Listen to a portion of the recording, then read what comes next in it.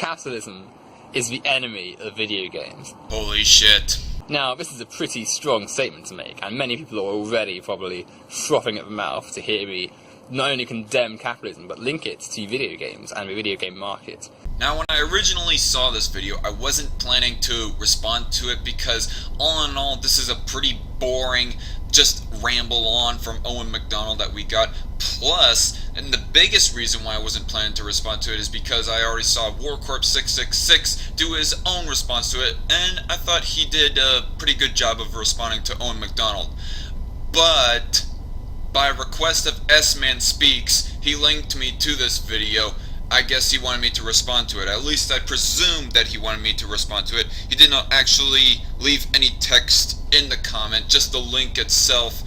And I don't think he is posting this video to try and make me feel stupid or something. I really think he wants me to respond to this, because it is my observation that S-Man Speaks is an ally of WarCorp666 and a foe of Owen Macdonald. And so, to be recommended to respond to something by a channel bigger than me, which he has over 130 subscribers, I think, if I recall. And so I felt kind of honored, and I thought, hey, why not respond to this? Should be easy enough anyways. We can look at many video game franchises which have fallen into mediocrity and relying on their name over the substance of what they actually produce. I don't know, Owen. I mean, Command & Conquer, which is owned by EA Games as of recently, they seem to have flopped on the Command & Conquer franchise ever since they had released Tiberian Twilight, which is a total, utter flop because of substance. Nobody liked it because of its substance. To create profit for themselves. And many fan bases of different video games have become fed up and irksome with their video games and their franchises. You mean like how the Call of Duty fan base reacted negatively to Infinite Warfare? Considering the decay that many have fallen into. And put simply, a company only needs to sell as many copies as it can to produce profit and thus make a successful, by their own standards, game. Yes, Owen, profit. Video game companies have to pay the bills. They don't necessarily need to care about the quality and the declining nature of what they're producing. I don't know, it seems that all in all the Halo and Command & Conquer franchises have pretty much fallen into irrelevancy because of a negative feedback that the makers of the games have been getting from their fan bases. I mean, people will probably still buy the games if they create more games, but so what? So what if people want to buy crap? Let them spend their money however they want to. Because they can afford to create a game which only sells as the target. And obviously games do want to be good as well. Obviously a game has to have some level of quality, but quality becomes obsolete and irrelevant once you have the backing and the name to guarantee sales to yourself, and thus a company can subvert the need to produce a quality game and satisfy the fans they have. I don't think so. I mean, both Bungie Game Studios and Bethesda Game Studios, they both created quality games as of recently and did not just rely on their names. Those successful games were both Destiny and Skyrim. I mean, as far as I can tell, Destiny was pretty well received by the public, but I definitely know that Skyrim was well received. And these games, the companies who made those games did not just rely on their own names or the names of Halo or Elder Scrolls. They really did create good games. Because they know they'll still make profit on any game. Thus, innovation and improvement to the video game industry has been lacking in many areas. Considering how just recently the VR simulator, along with all the apps you can play that system on, has just recently came out, and how there are many other virtual reality type of games out there, I find that statement to be full of crap, Owen. So, for instance, franchises like FIFA and Call of Duty have relied on very staple and consistent themes across their games without having to make many changes for years, and have been able to do so without the criticism from their fan bases because of the money they produce and because of the monopoly and dominance they have over the video game industry. Oh, FIFA and Call of Duty, they really know how to make a buck and market out their product so that it gets a whole lot of sales. How evil. Plus, the control these companies have, the corporations that produce these games have, allows them to dominate the discussion of what they should have. Instead of creating new ideas and potentially exploring ideas put forward by new developers, the developers of old and the ideas of old become maintained system standards. And you know what? A big company doesn't need to come up with ideas if they don't want to. And I don't even know why you're trying to use video games as a wedge issue to try and push your Marxist socialist agenda, Owen. And you know why both of those things I just stated are? Because video games are a luxury. They are not a requirement to live. They are a luxury. Consequently, change is very slow. Despite the VR just being released. And innovative ideas are more likely to come from lower platforms and lower levels of recognition for indie developers, for instance, than from a larger company. And of course, innovation is good, and these games do get made. However, they have far less of an audience and far less recognition because of their lower status and because they can't outmatch their financial superiors in the larger companies.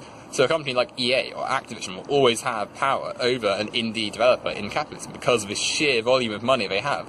And you know what? For Call of Duty, for example, to get up to the status that they are right now, they had to start off from the bottom just like indie had to. You had a whole bunch of other games that came out way before Call of Duty ever had. You had things like Tetris, Pong, Mega Man. You had Mega Man, you had Mario, you had Sonic, you had all those games. And you know what they had to do? They had to overcome their larger competition, that being Mario, Sonic, and all the rest that I had mentioned.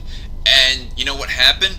Call of Duty became a bigger name franchise than any of those other franchises that I just mentioned. So the same goes with indie. They have to overcome Call of Duty via the market. And it doesn't matter the quality of the games they produce. It doesn't matter that the games that EA farm out are often bugged with problems compared to indie games. The money they produce and make from these games will always be the dominant factor for this corporation. And money is what dictates the industry. You see games having increasingly poor standards in their general practice. So, for instance, DLC, the many different areas covered under DLC and the problems that pre-game passes and other problems within the industry cause are because of a company's need to make money. Companies have realised they can charge more for the same product, hence the increase in video games over the years. Your ramblings are really starting to become inane, monotonous, boring, and repetitive, Owen. Still, companies charge you excessive amounts for playing online. Yes, and so what? I mean, I don't see the importance of making sure that memberships for playing online, the price for it anyway, is low. I mean, as far as I'm concerned, that's a first world problem, and I do not see how that makes a case that we should get rid of capitalism. Ethics in game journalism would be criticising the amount of money and problems in the development of games.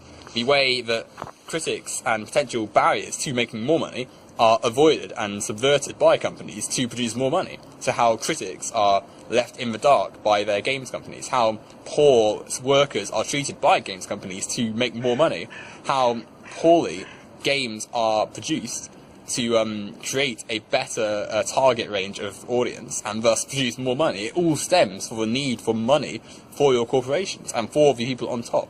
Because you can guarantee that the money made by these corporations and isn't going equally to the developers and the programmers, is going to the corporate top and the heads of EA and Activision and Ubisoft and likewise. Like, the amount of corruption and problems within the video game industry are telling, and we need to criticise a system that exists which allows this decay to set in. Otherwise, we'll end up with a system which is going to eventually crash because it's not sustainable. Well, then let the big video game companies crash so that indie can take in their place. That's capitalism for you, Owen. I mean, isn't that what you want to happen? The big companies to crash? As we see consistently, with many companies going out of business, I mean, hoovered up by larger ones, and eventually people will grow tired. Sorry. Oh, I must have got tired of your ramblings. I'm sorry. And the industry will fail. We're already seeing the market becoming less and less profitable for corporations. Isn't that a good thing in your eyes? And hence why we've had to start taking poorer and less adequate measures to create profit for themselves. And we're only going to see the corporate elite and the height of the corporations be financially off. You'll see more developers being laid off and more opportunities for potentially great games being cut out to simply make more money. A CEO has the right to ignore ideas if he wants. And until we have a system which addresses this and realises that capital is not more important than people and games' worth are not more important than how much it sells, we're never going to see an improvement. Thus, capitalism can be said to be an enemy of the video game industry, and until we have a better system where people are valued over profits for the elite, we will never see improvements in the industry that are worth it. Okay, now let me make the case for capitalism in video games, and I am going to end up parroting a lot of the same things that Warcorp said in his response video to Owen. But the reason why we are today is because people did care for what the people wanted. I mean, they might have indirectly not cared for the people, but indirectly they did end up giving us a result that was beneficial to all video gamers. We went from pixelated graphics to modern day hyperactive graphics cards. Hyperactive, that's not a real thing, but we got to modern day well-detailed, well-textured graphics that makes you almost feel like you could reach through the screen and actually touch the person, as before when we had just Atari. We went from simple platformers to RPG games with advanced graphics. We went from simple space shooter games to galaxy exploration games because of capitalism, Owen. Because people had a demand for all these new things. Because all the companies, all the video game companies, they knew that if they were going to compete with their competition, they would have to come up with new, flashy, brand new ideas that the people would like. And so that's what happened. Anyway, I'm done with Owen's drivel right here. I'm done responding.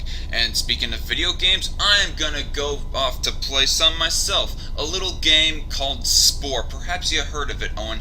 Maybe not. But it is a new idea. It is a new game where you evolve your creature through the ages. It is quite a fun game. I would suggest that all of you watching also check it out. You can find it on Steam.